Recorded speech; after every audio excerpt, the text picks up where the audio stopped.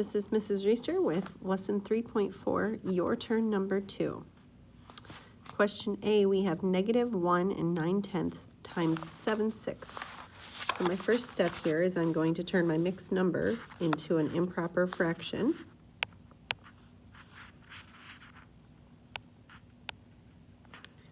Which would be 19/10, negative 19/10. And I'm going to multiply that by 7/6. So now my denominator, I know that is 60.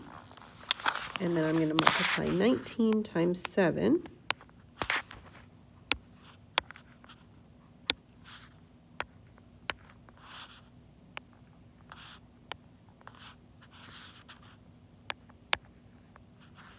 Which is 133.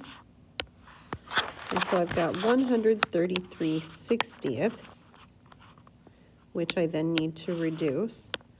And I know that 60 goes into 133 twice. We know that 60 times 2 is 120. And 120 plus 13 is 33. So my numerator is 13.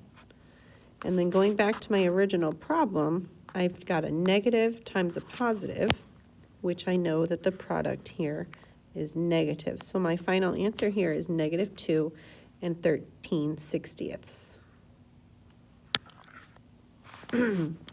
In question B, we have another mixed number, 8 3/4 times 1/6. So again, my first step is I'm going to convert my mixed number into an improper fraction. So 4 times 8 is 32, plus 3 is 35. So 35/4 times 1/6. There is no cross reducing I can do here, so I am going to multiply straight across. 35 times 1 is 35. 4 times 6 is 24. And then I'm going to reduce that. And I know that 24 goes into 35 one time. And then 35 minus 24. So I've got 35 minus 24, which is 11. So my total, or my final answer here, is 1 11/24, because I cannot reduce 11/24 anymore. In question C, we've got negative 8/9 times negative 7/12. Now there's nothing I need to change here as far as mixed numbers to improper.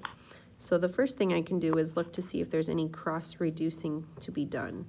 And I see I can do some cross reducing with 8 and 12 because a common factor of 8 and 12 is 4. So I'm going to take both 8 and 12 and divide them by 4. So 8 divided by 4 is 2, and 12 divided by 4 is 3. And then there is no cross reducing I can do here with 7 and 9. And one reason for that is that 7 is a prime number. And so the only factor of 7 would be itself and 1. And that would not change this.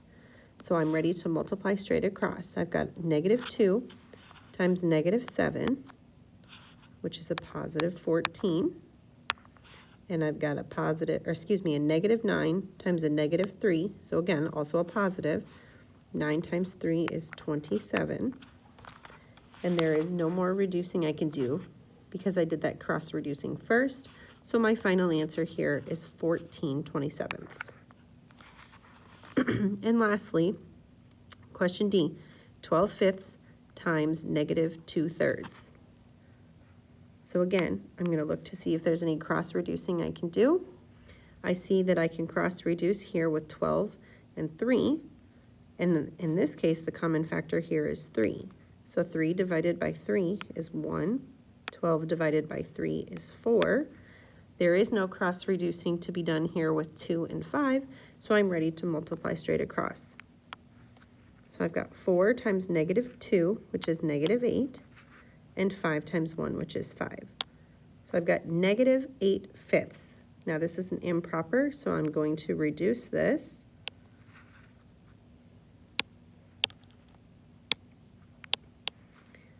To 1 3/5, and because this is a negative, my mixed number is also a negative, so I've got negative 1 3/5 as my final answer here.